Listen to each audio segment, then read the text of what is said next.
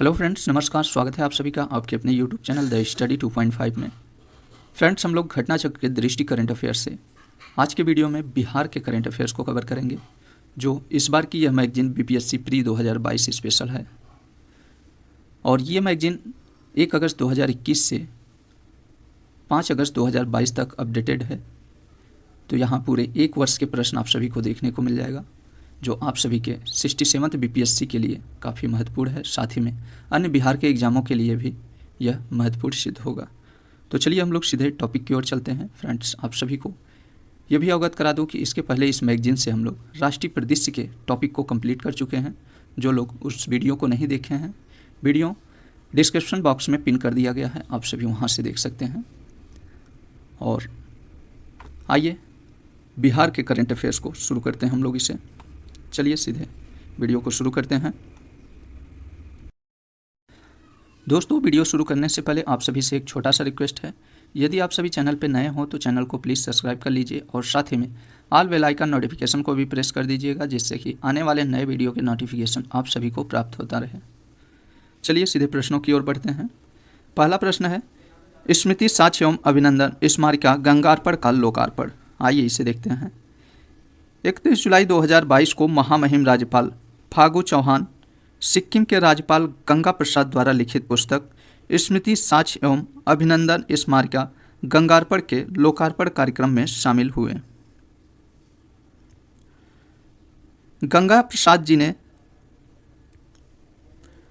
बिहार विधान परिषद के सदस्य के रूप में 18 वर्षों तक विभिन्न भूमिकाओं में अपने विविध दायित्वों का सफल निर्वहन किया। जेपी आंदोलन में भी उनकी सक्रिय भूमिका थी। चलिए नेक्स्ट प्रश्न की ओर चलते हैं। नेक्स्ट प्रश्न है, बिहार स्टार्टअप नीति 2022। आइए इसे देखते हैं। 29 जुलाई 2022 को बिहार के उद्योग मंत्री शाहनवाज हुसैन ने बिहार के लिए नई स्टार्टअप नीति 2022 जारी की। साथ ही उन्होंने स्टार्टअप पोर्टल भी लॉन्च किया। इस नीति के अनुसार स्टार्टअप्स को 10 लाख रुपए तक का सीड फंड दिया जाएगा, जो 10 वर्षों के लिए ब्याज मुक्त होगा। बिहार स्टार्टअप नीति के अंतर्गत पहला बिहार स्टार्टअप फंड ट्रस्ट और दूसरा स्टार्टअप अनुश्रवण एवं कार्यान्वयन समिति, तीसरा प्रारंभिक जांच समिति और चौथा स्टार्टअप सपोर्ट्स यूनिट के द्वारा संस्थागत ढांचा स्थापित किया जाएगा। इस नीति के अंतर्गत अनुसूचित जाति, अनुसूचित जनजाति, महिलाओं एवं दिव्यांगजनों हेतु अतिरिक्त अनुदान या छूट का प्रावधान किया गया है। यह नीति अधिसूचना की तिथि से प्रभावी होगी और 5 वर्षों की अवधि तक लागू रहेगी। बिहार स्टार्टअप नीति 2017 के तहत किए जा रहे कार्यों को बिहार स्टार्टअप नीति 2022 के तहत आच्छादित माना जाएगा। नेक्स्ट क्वेश्चन है, bone marrow transplant unit brachytherapy एवं इकोकार्डियोग्राफी मशीन का लोकार्पण। आइए इसे देखते हैं। राज्यपाल फागू चौहान ने महावीर कैंसर संस्थान एवं शोध केंद्र पटना में bone marrow transplant unit brachytherapy एवं इकोकार्डियोग्राफी मशीन का लोकार्पण किया। राज्यपाल ने गरीब कैंसर रोगियों की चिकित्सा हेतु अपने विवेकानुदान कोष से महावीर कैंसर संस्थान पटना को 50 लाख रुपए प्रदान करने की घोषणा भी की। राज्यपाल ने घनश्याम दास हंस जी द्वारा लिखित पुस्तक सबरी लीला दर्पण का लोकार्पण भी किया। आइए नेक्स्ट प्रश्न देखते हैं। बाबा ब्रह्मेश्वर नाथ मंदिर के विकास एवं सौंदर्यीकरण का शिलान्यास। मुख्यमंत्री नीतीश कुमार ने 8,74,75,500 रुपये की लागत से बक्सर जिला अंतर्गत ब्रह्मपुर स्थित बाबा ब्रह्मेश्वर नाथ मंदिर के विकास एवं सौंदर्यीकरण कार्य का रिमोट के माध्यम से शिलान्यास किया।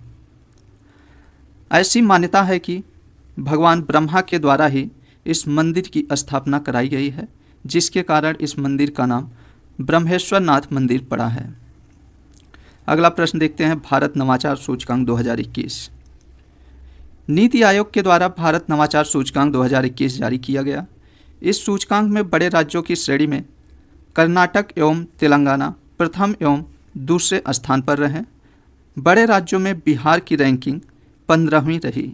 ध्यान दीजिएगा, भारत नवाचार सूचकांक के बड़े राज्यों में बिहार की रैंकिंग 15वीं रही और भारत नवाचार सूचकांक नीति आयोग द्वारा जारी किया जाता है, इसे ध्यान दीजिएगा। अगला प्रश्न देखते हैं। डॉक्टर सुरेंद्र नाथ सिन्हा बिहार स्वास्थ्य विज्ञान विश्वविद्यालय के पहले कुलपति बने। आइए इसे देखते हैं। डॉक्टर सुरेंद्र नाथ सिन्हा को हाल ही में स्थापित बिहार स्वास्थ्य विज्ञान विश्वविद्यालय का कुलपति नियुक्त किया गया। ध्यातव्य है कि बिहार स्वास्थ्य विज्ञान विश्वविद्यालय आर्यभट्ट ज्ञान विश्वविद्यालय कैंपस पटना में संचालित होगा। यह बिहार का पहला स्वास्थ्य विश्वविद्यालय है। इस विश्वविद्यालय के अंतर्गत दंत चिकित्सा, फार्मेसी, पैरामेडिकल से जुड़े संस्थान संचालित किए जाएंगे। अगला प्रश्न है, पटना में जलवायु परिवर्तन अधिगमन प्रयोगशाला। बिहार के पर्यावरण, वन एवं जलवायु परिवर्तन मंत्री ने संजय गांधी जैविक उद्यान पटना में इस प्रयोगशाला का उद्घाटन किया। इस प्रयोगशाला की स्थापना राज्य पर्यावरण, वन और जलवायु परिवर्तन विभाग द्वारा पेरिस समझौते के कार्यान्वयन हेतु रणनीतिक भागीदारी के तहत की गई है। यह प्रयोगशाला सभी हितधारकों को जलवायु परिवर्तन से संबंधित सूचना प्रदान करेगी। अगला प्रश्न देखते हैं। NIRF ranking 2022। आइए इसे देखते हैं। NIRF that is national institutional ranking framework की इस रैंकिंग में बिहार के 2 ही शिक्षण संस्थानों को जगह मिली है, जिसमें समग्र श्रेणी में IIT पटना को 59वां स्थान मिला है, जबकि national institute of technology Patna को रैंक बैंड 101 से 150 में स्थान प्राप्त हुआ है। ध्यातव्य है कि NIRF रैंकिंग 2021 में IIT पटना को समग्र श्रेणी में 51वां स्थान प्राप्त हुआ था। आइए अगले प्रश्न की ओर चलते हैं। अगला प्रश्न है, बिहार विधानसभा शताब्दी समारोह कार्यक्रम। प्रधानमंत्री नरेंद्र मोदी ने पटना में बिहार विधानसभा के शताब्दी समारोह के समापन कार्यक्रम को संबोधित किया। प्रधानमंत्री ने शताब्दी स्मृति स्तंभ का अनावरण किया, जिसे बिहार विधानसभा के 100 साल पूरे होने के उपलक्ष्य में बनाया गया है। उन्होंने विधानसभा संग्रहालय की आधारशिला भी रखी। इस अवसर पर बिहार के राज्यपाल फागू चौहान और मुख्यमंत्री नीतीश कुमार भी उपस्थित थे। नेक्स्ट क्वेश्चन है, वन हेल्थ लैब मुजफ्फरपुर। आइए इसे देखते हैं। बिहार के मुजफ्फरपुर में वन हेल्थ लैब का उद्घाटन प्रदेश के स्वास्थ्य मंत्री मंगल पांडे ने किया। यह लैब होमी भाभा कैंसर अस्पताल व अनुसंधान केंद्र के सहयोग से श्री कृष्ण मेडिकल कॉलेज एवं अस्पताल मुजफ्फरपुर के पैथोलॉजी विभाग में स्थापित किया गया है। अगला प्रश्न देखते हैं। 5 नए कृषि उड़ान हवाई अड्डों में दरभंगा हवाई अड्डा भी शामिल। 1 जुलाई 2022 को नागरिक उड्डयन मंत्रालय ने कृषि उड़ान 2.0 का मूल्यांकन प्रस्तुत किया। साथ ही 5 नए हवाई अड्डों, जिसमें कर्नाटक के बेलगावी, ओडिशा के झारसुगुड़ा, मध्य प्रदेश का जबलपुर और बिहार का दरभंगा तथा मध्य प्रदेश के भोपाल को मौजूदा 53 कृषि उड़ान हवाई अड्डों की सूची में शामिल किया गया। इसके साथ ही कृषि उड़ान 2.0 में कुल 58 हवाई अड्डे शामिल हो गए। तो ध्यान दीजिएगा, कृषि उड़ान हवाई अड्डों में बिहार के दरभंगा हवाई अड्डे को भी शामिल किया गया है। इसे आप सभी नोट करिएगा। चलिए हम लोग नेक्स्ट प्रश्न की ओर चलते हैं। अगला प्रश्न है, बिहार इन्वेस्टर्स मीट 2022। 1 जुलाई 2022 को बिहार इन्वेस्टर्स मीट का आयोजन कोलकाता में किया गया। इससे पूर्व 12 मई 2022 को नई दिल्ली में इस मीट का आयोजन किया गया था। अगला है, व्यापार सुधार कार्य योजना 2020। 30 जून 2022 को व्यापार सुधार कार्य योजना that is business reforms action plan report जारी की गई है।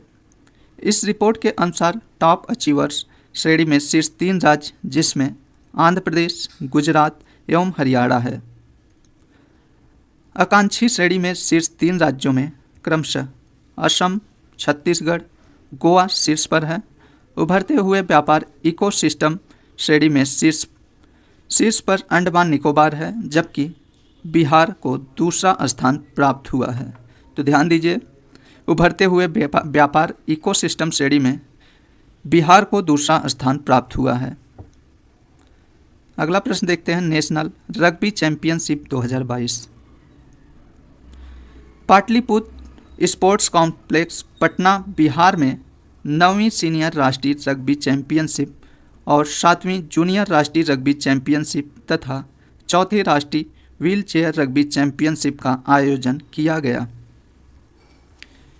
इसका आयोजन बिहार खेल विकास प्राधिकरण के तत्वाधान में किया गया। सीनियर श्रेणी महिला वर्ग में बिहार ने पश्चिम बंगाल को हराकर पहली बार खिताब जीता। तो ध्यान दीजिए, सीनियर श्रेणी महिला वर्ग में बिहार ने पश्चिम बंगाल को हराकर पहली बार खिताब जीता।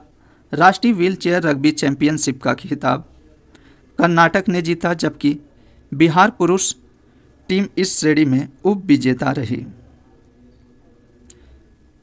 सीनियर राष्ट्रीय रग्बी चैंपियनशिप पुरुष वर्ग में हरियाणा ने दिल्ली को हराकर खिताब जीता है।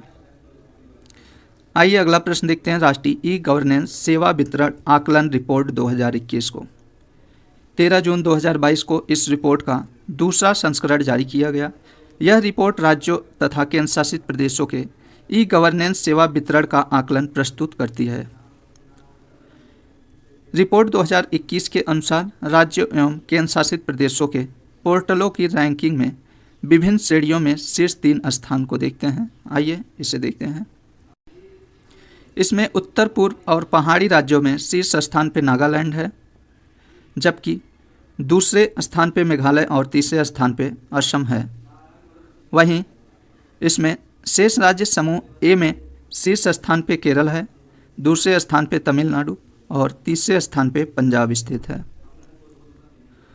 वहीं श्रेणी राज्य समूह बी में ओडिशा शीर्ष स्थान पे, उत्तर प्रदेश दूसरे स्थान पे और बिहार तीसरे स्थान पे स्थित है। केंद्र शासित प्रदेश की बात किया जाए तो केंद्र शासित प्रदेश में शीर्ष स्थान पे जम्मू कश्मीर, दूसरे स्थान पे अंडमान निकोबार द्वीप समूह और तीसरे स्थान पे पुदुचेरी है। राज्य केंद्र शासित प्रदेश सेवा पोर्टलों की रैंकिंग में शीर्ष 3 स्थान की बात करें तो इसमें उत्तर पूर्व और पहाड़ी राज्यों में मेघालय शीर्ष स्थान पे है, जबकि त्रिपुरा दूसरे और असम तीसरे स्थान पे है। वहीं शेष राज्य समूह ए में शीर्ष स्थान पे पंजाब है, दूसरे पे तमिलनाडु और तीसरे पे हरियाणा है। राज्य समूह बी में राजस्थान शीर्ष स्थान पे, उत्तर प्रदेश दूसरे और मध्य प्रदेश तीसरे स्थान पे है। केंद्र शासित प्रदेशों में जम्मू कश्मीर शीर्ष पे, अंडमान एवं निकोबार द्वीप समूह दूसरे और दिल्ली तीसरे स्थान पर है। उपर्युक्त श्रेणियों में शेष राज्य समूह बी में बिहार 7वें स्थान पर है। केंद्रीय मंत्रालयों की पोर्टल रैंकिंग में गृह मंत्रालय शीर्ष पर है, जबकि मंत्रालय सेवा पोर्टल रैंकिंग में वित्त केंद्रीय सार्वजनिक खरीद पोर्टल शीर्ष पर है। आइए अगला प्रश्न देखते हैं, बिहार उद्योग निवेश प्रोत्साहन नीति 2022 को। इसमें वस्त्र एवं चर्म नीति की विशेष प्रावधान बताया गया है। आइए इसमें देखते हैं। 7 जून 2022 को मुख्यमंत्री नीतीश कुमार ने इस नीति का लोकार्पण किया। इस नीति के तहत प्लांट एवं मशीनरी के लिए पूंजी निवेश पर लागत 15% अनुदान अधिकतम 10 करोड़ रुपए तक की मदद प्रावधान की जाएगी। ए श्रेणी की इकाई हेतु विद्युत शुल्क का अनुदान 2 रुपये प्रति यूनिट करने का निर्णय लिया गया है। उद्योग में कार्यरत कर्मी को 5,000 रुपये जो उच्च कौशल युक्त हैं प्रति माह की दर से 5 वर्षों की अवधि हेतु अनुदान दिया जाएगा।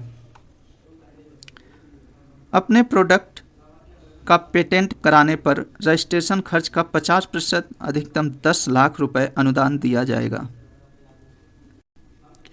नेक्स्ट क्वेश्चन देखते हैं, FSSAI की खाद्य प्रयोगशाला का उद्घाटन। 5 जून 2022 को केंद्रीय स्वास्थ्य और परिवार कल्याण तथा रसायन और उर्वरक मंत्री मनसुख मांडविया ने बिहार के रक्सौल में FSSAI that is food safety and standards authority of India की राष्ट्रीय खाद्य प्रयोगशाला का उद्घाटन किया। इस प्रयोगशाला की स्थापना भारत नेपाल द्विपक्षीय समझौते के तहत किया गया है। इस प्रयोगशाला से नेपाल से आयातित खाद्य वस्तुओं का नमूना परीक्षण आसान हो जाएगा। अगला प्रश्न देखते हैं, जाति आधारित जनगणना। 2 जून 2022 को बिहार सरकार द्वारा प्रदेश में जाति आधारित जनगणना कराने का निर्णय लिया गया है। राज्य सरकार अपने संसाधनों से जाति आधारित जनगणना कराएगी। इस जनगणना पर राज्य सरकार आकस्मिकता निधि से 500 करोड़ रुपए व्यय करेगी। जाति आधारित जनगणना का कार्य फरवरी 2023 तक पूरा होगा। सामान्य प्रशासन विभाग को जाति आधारित जनगणना हेतु नोडल विभाग नामित किया गया है। तो ध्यान दीजिए, जाति आधारित जनगणना कराने के लिए राज्य सरकार आकस्मिक निधि से कितने रुपए व्यय करेगी? तो 500 करोड़ रुपए व्यय करेगी। और जाति आधारित जनगणना कब तक पूरा करने का लक्ष्य रखा गया है? तो फरवरी 2023 तक, इसे ध्यान दीजिएगा। नेक्स्ट क्वेश्चन पे चलते हैं, निपुण बिहार योजना। आइए इसे देखते हैं। जून 2022 में बिहार के सरकारी स्कूलों में निपुण बिहार योजना शुरू की गई है। तो कहाँ पे यह योजना शुरू की गई है? तो सरकारी स्कूलों में। इस योजना के तहत बिहार के सरकारी विद्यालयों में पढ़ने वाले बच्चों को अक्षर पहचानने, पढ़ने लिखने, उसका अर्थ बताने, जोड़ घटाव और उम्र सापेक्ष अन्य संख्यात्मक कार्यकलापों में दक्ष बनाया जाएगा।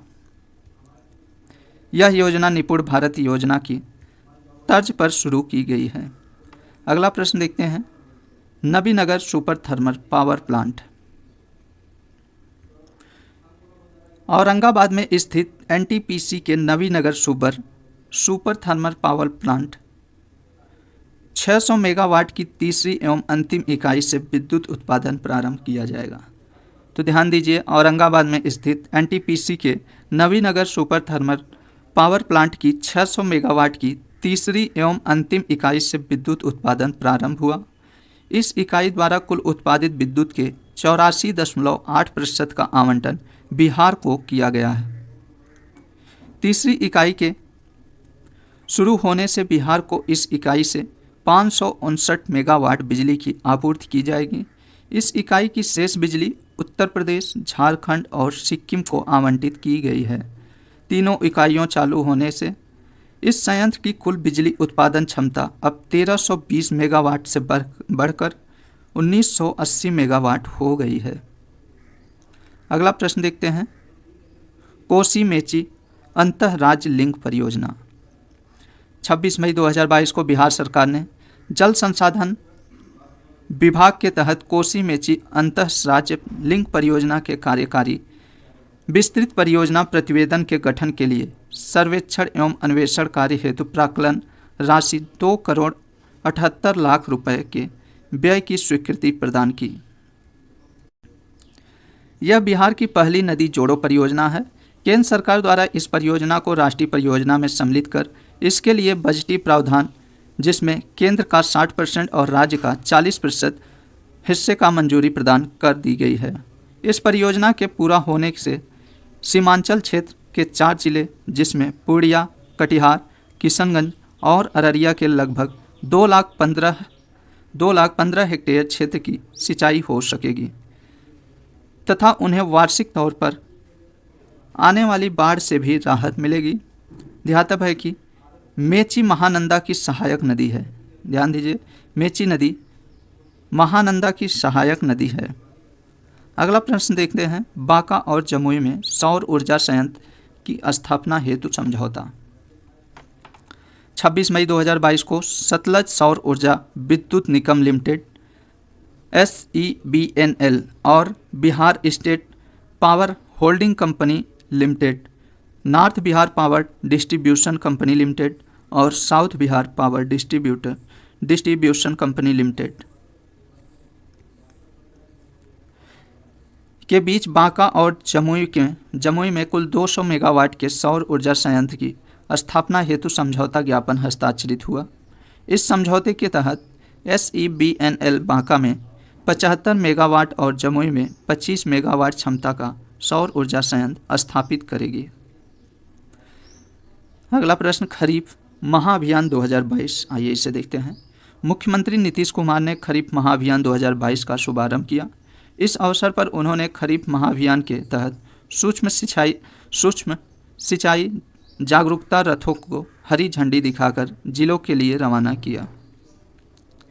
बेलवा डैम प्रोजेक्ट, मुख्यमंत्री नीतीश कुमार ने शिवहर जिले में निर्माणाधीन बेलवा डैम प्रोजेक्ट का निरीक्षण किया। यह डैम शिवहर जिले के पिपराही प्रखंड के बेलवा स्थित बागमती नदी पर निर्मित किया जा रहा है। अगला प्रश्न है, देश के सबसे बड़े सोने के भंडार की खोज हेतु अनुमति, आइए इसे देखते हैं। इंपॉर्टेंट प्रश्न है। बिहार सरकार ने जमुई जिले में, ध्यान दीजिए, बिहार सरकार ने जमुई जिले में देश के सबसे बड़े सोने के भंडार की खोज के लिए अनुमति प्रदान करने का निर्णय लिया है।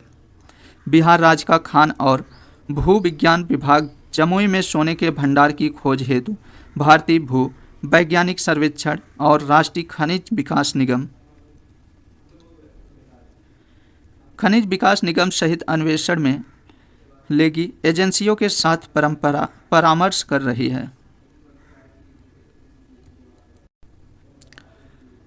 ध्यान दीजिए, बिहार का खान और भू विज्ञान विभाग जमुई में सोने के भंडार की खोज हेतु भारतीय भू वैज्ञानिक सर्वेक्षण और राष्ट्रीय खनिज विकास निगम सहित अन्वेषण में लगी एजेंसियों के साथ परामर्श कर रहा है। जीएसआई के अनुसार जमुई जिले में 37.6 टन खनिज युक्त अयस्क सहित लगभग 222.88 मिलियन टन सोने के भंडार मौजूद हैं। तो कितने टन सोने मौजूद हैं वहाँ पे? तो 222.88 मिलियन टन, इससे ध्यान दीजिएगा। अगला प्रश्न है, देश का पहला ग्रीनफील्ड अनाज आधारित एथेनॉल संयंत्र। 1 मई 2022 को बिहार के पूर्णिया जिले में अनाज आधारित देश के पहले एथेनॉल संयंत्र का उद्घाटन मुख्यमंत्री नीतीश कुमार द्वारा किया गया। इस संयंत्र का निर्माण eastern India biofuel private limited द्वारा 105 करोड़ रुपए की लागत से की गई है। बिहार सरकार की इथेनॉल उत्पादन और संवर्धन नीति 2021 को केंद्र सरकार द्वारा मंजूरी दिए जाने के पश्चात स्थापित यह संयंत्र देश का पहला ग्रीनफील्ड अनाज आधारित इथेनॉल संयंत्र है। ध्यातव्य है कि बिहार इथेनॉल उत्पादन प्रोत्साहन नीति 2021 के तहत पहले चरण में 17 इथेनॉल इकाइयां स्थापित की जाएगी। मार्च 2021 में बिहार सरकार द्वारा इथेनॉल उत्पादन संवर्धन नीति 2021 को मंजूरी दी गई थी। इस संयंत्र से प्रतिदिन 65,000 लीटर इथेनॉल उत्पादन की संभावना है। अगला प्रश्न है, एक साथ 78,000 से अधिक राष्ट्रीय ध्वज लहराने का रिकॉर्ड, आइए इसे देखते हैं। 23 अप्रैल 2022 को बिहार के भोजपुर जिले के जगदीशपुर में 1857 ईस्वी की क्रांति के नायक वीर कुंवर सिंह के विजय उत्सव के दौरान यह रिकॉर्ड गिनीज वर्ल्ड रिकॉर्ड्स में दर्ज किया गया। यह रिकॉर्ड गृह मंत्री अमित शाह की उपस्थिति में आयोजित आज़ादी का अमृत महोत्सव के दौरान बना। इससे पूर्व इस तरह ध्वज लहराने का रिकॉर्ड लगभग 56,000 ध्वज पाकिस्तान के नाम था। आइए अगला प्रश्न देखते हैं। जयनगर कुर्था रेल लाइन, जयनगर जो बिहार के मधुबनी से कुर्था जो नेपाल तक ट्रेन सेवा प्रारंभ की गई है। इसका उद्घाटन भारत एवं नेपाल के प्रधानमंत्री ने संयुक्त रूप से वीडियो कॉन्फ्रेंसिंग के माध्यम से किया। यह रेलखंड अभी 34.90 किलोमीटर लंबा है। यह रेल नेटवर्क कुल 68.72 किलोमीटर लंबे जयनगर बिजलपुर बर्दीवास परियोजना का भाग है। अगला प्रश्न देखते हैं। राज्य ऊर्जा और जलवायु सूचकांक राउंड फर्स्ट को 11 अप्रैल 2022 को नीति आयोग द्वारा जारी राज्य ऊर्जा और जलवायु सूचकांक राउंड फर्स्ट से संबंधित रिपोर्ट में बिहार को बड़े राज्यों की श्रेणी में शामिल किया गया है। इस श्रेणी में बिहार 15वें स्थान पर, जिसका स्कोर 38.3 है, जबकि गुजरात, केरल एवं पंजाब क्रमशः शीर्ष 3 बड़े राज्यों में शामिल हैं। विभिन्न मानकों के संदर्भ में बिहार का स्कोर डिस्काम का प्रदर्शन में इसका स्कोर 61.3 है, जबकि पहुंच, वहनीयता एवं विश्वसनीयता में इसका स्कोर 45 है। और पर्यावरण स्थिरता स्कोर में 33.7, स्वच्छ ऊर्जा पहल में 4.9 स्कोर है, ऊर्जा दक्षता में 22.8 और नई पहले में स्कोर इसका 7.6 है। आइए अगला प्रश्न देखते हैं। बाबा केवल धाम राजकीय मेला 2022। 10 अप्रैल 2022 को मुख्यमंत्री नीतीश कुमार ने समस्तीपुर जिले के मोरवा प्रखंड के इंद्रबारा में दीप प्रज्वलित कर बाबा केवल धाम राजकीय मेला 2022 का उद्घाटन किया। इस मेले को वर्ष 2010 में राजकीय मेले का दर्जा प्रदान किया गया था। यह मेला प्रति वर्ष अप्रैल माह में आयोजित होता है। अगला प्रश्न है बिहार मद्य निषेध और उत्पादन संशोधन विधेयक 2022। आइए इसे देखते हैं। 30 मार्च 2022 को बिहार मद्य निषेध और उत्पाद संशोधन विधेयक 2022 विधानमंडल के दोनों सदनों में पारित हुआ। अप्रैल 2022 में राज्यपाल ने इस विधेयक को मंजूरी प्रदान की। यह विधेयक बिहार मद्य निषेध और उत्पाद अधिनियम 2016 में संशोधित करता है। तो ध्यान दीजिए, यह विधेयक बिहार मद्य निषेध और उत्पाद अधिनियम 2016 में संशोधन करता है। इस विधेयक के अंतर्गत शराब पीते हुए पकड़े जाने पर जुर्माना भरने पर छोड़ने का प्रावधान किया गया है। यदि व्यक्ति तत्काल जुर्माने की रकम जमा नहीं करता है तो उसके लिए 1 महीने की साधारण कैद का प्रावधान किया गया है। जुर्माने की रकम अदा कर छूट जाना किसी अभियुक्त का अधिकार नहीं होगा। इस संबंध में अंतिम निर्णय कार्यपालक मजिस्ट्रेट करेंगे। अगला प्रश्न बिहार शहरी आयोजना तथा विकास संशोधन विधेयक 2022। आइए इसे देखते हैं। 29 मार्च 2022 को बिहार विधानसभा द्वारा बिहार शहरी आयोजना तथा विकास संशोधन विधेयक 2022 पारित किया गया। इस विधेयक में प्रावधान है कि राज्य सरकार अब शहरीकरण के लिए किसी स्थान पर आवश्यकता के अनुसार भूमि का अधिग्रहण कर सकती है। भूमि अधिग्रहण के बदले में संबंधित जमीन वाले व्यक्ति को मुआवजा प्रदान किया जाएगा। अगला प्रश्न है तीसरा राष्ट्रीय जल पुरस्कार। पूर्वी चंपारण को पूर्वी क्षेत्र श्रेणी में श्रेष्ठ जिला के तहत प्रथम पुरस्कार प्राप्त हुआ है। तो ध्यान दीजिए, तीसरा राष्ट्रीय जल पुरस्कार पूर्वी श्रेणी के क्षेत्र में श्रेष्ठ जिला के तहत प्रथम पुरस्कार पूर्वी चंपारण को मिला है। इसे ध्यान दीजिएगा। पूर्वी क्षेत्र में श्रेष्ठ पंचायत का प्रथम पुरस्कार गया जिले की तिलारी पंचायत को प्राप्त हुआ है। यह पंचायत नीमचक बथानी प्रखंड के तहत आती है। तीसरे राष्ट्रीय जल पुरस्कार के तहत श्रेणी राज्यों की श्रेणी में तीसरे राष्ट्रीय जल पुरस्कार के तहत श्रेष्ठ राज्यों की श्रेणी में उत्तर प्रदेश को प्रथम, जबकि राजस्थान एवं तमिलनाडु को द्वितीय एवं तृतीय स्थान प्राप्त हुआ है। तो ध्यान दीजिएगा, तीसरे राष्ट्रीय जल पुरस्कार के तहत श्रेष्ठ राज्यों में प्रथम स्थान उत्तर प्रदेश को प्राप्त हुआ है। अगला है बिहार राज्य विश्वविद्यालय सेवा आयोग संशोधन विधेयक 2022। आइए इसे देखते हैं। 28 मार्च 2022 को बिहार विधानसभा द्वारा बिहार राज्य विश्वविद्यालय सेवा आयोग संशोधन विधेयक 2022 पारित किया गया। इस विधेयक के माध्यम से आयोग के अध्यक्ष के लिए अधिकतम उम्र सीमा 75 वर्ष और सदस्यों के लिए 70 वर्ष निर्धारित की गई है। इससे पहले अध्यक्ष के लिए 72 वर्ष और सदस्य के लिए 65 वर्ष की उम्र सीमा निर्धारित थी। अगला प्रश्न है निर्यात तैयारी सूचकांक 2021। इस सूचकांक 2021 में बिहार की रैंकिंग 22वीं तथा स्कोर 32.6 है। तो ध्यान दीजिए, निर्यात तैयारी सूचकांक 2021 में बिहार की रैंकिंग 22वीं तथा स्कोर 32.06 है, जबकि सूचकांक 2020 में बिहार की रैंकिंग 30वीं थी। इस रैंकिंग में शीर्ष 3 राज्य में क्रमशः गुजरात, महाराष्ट्र एवं कर्नाटक है। सूचकांक 2021 के अनुसार भू आबद्ध दैट इज लैंडलॉक राज्यों में बिहार का 10वां स्थान है। भू आबद्ध राज्यों की श्रेणी में हरियाणा शीर्ष स्थान पर है। अगला प्रश्न है बिहार स्टार्टअप कॉन्क्लेव 2022। आइए देखते हैं। बिहार के उद्योग मंत्री शाहनवाज हुसैन ने पटना में बिहार स्टार्टअप कॉन्क्लेव का उद्घाटन किया। इस कॉन्क्लेव का आयोजन पटना ज्ञान भवन में उद्योग विभाग के सहयोग से बिहार इंडस्ट्रीज एसोसिएशन द्वारा किया गया। ध्यातव्य है कि वर्ष 2017 में बिहार स्टार्टअप नीति की घोषणा की गई थी। आइए अगले प्रश्न की ओर चलते हैं। फ्रॉग वॉक ऐप, आइए इसे देखते हैं। 22 मार्च 2022 को फ्रॉग वॉक ऐप का शुभारंभ किया गया। इस ऐप का निर्माण खगड़िया भागलपुर के निवासी निर्मल देव द्वारा किया गया। निर्मल देव को राज्य सरकार द्वारा बिहार चेंज मेकर अवार्ड 2022 प्रदान किया गया है। इस ऐप का उद्देश्य छोटे कामगारों जैसे हलवाई, बढ़ई, नलसाज एवं पेंटर आदि की रोजगार या कार्य न मिलने की समस्या को दूर करना है।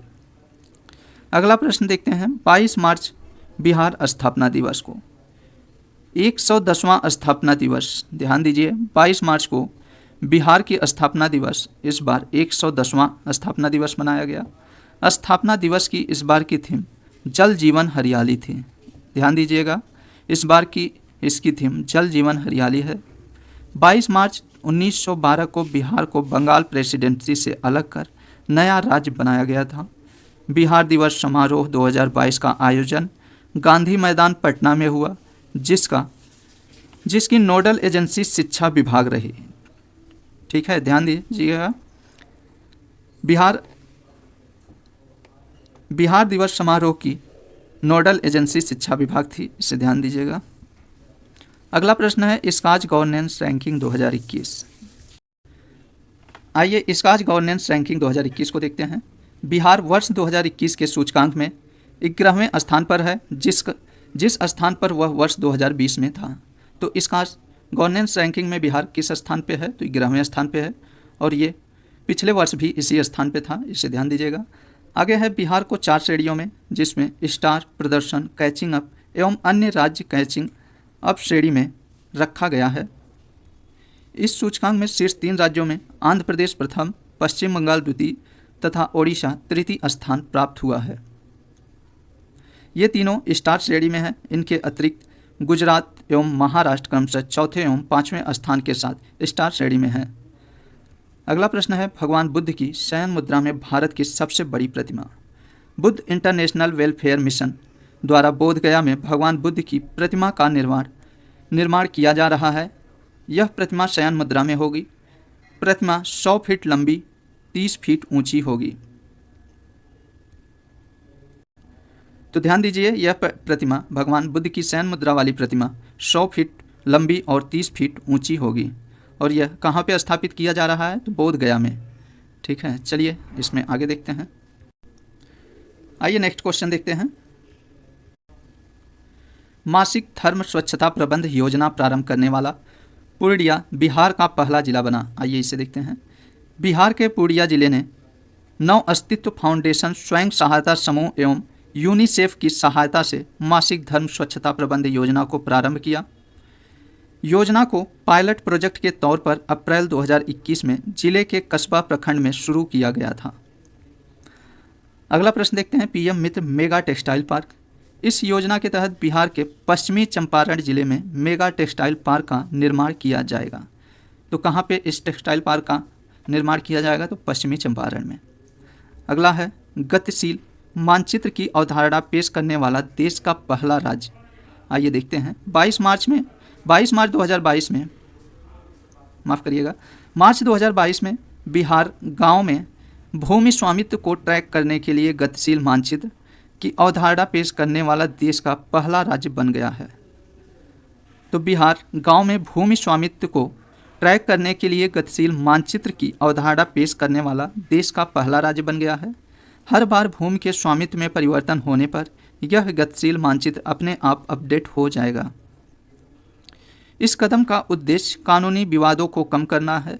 हाल ही में बिहार विधानसभा में बिहार भूमि उत्परिवर्तन संशोधन विधेयक 2021 पारित किया गया है, जिससे मानचित्रों के उत्परिवर्तन को अनिवार्य बना दिया गया है। अगला प्रश्न देखते हैं। बिहार डिजिपेक्स 2022 को।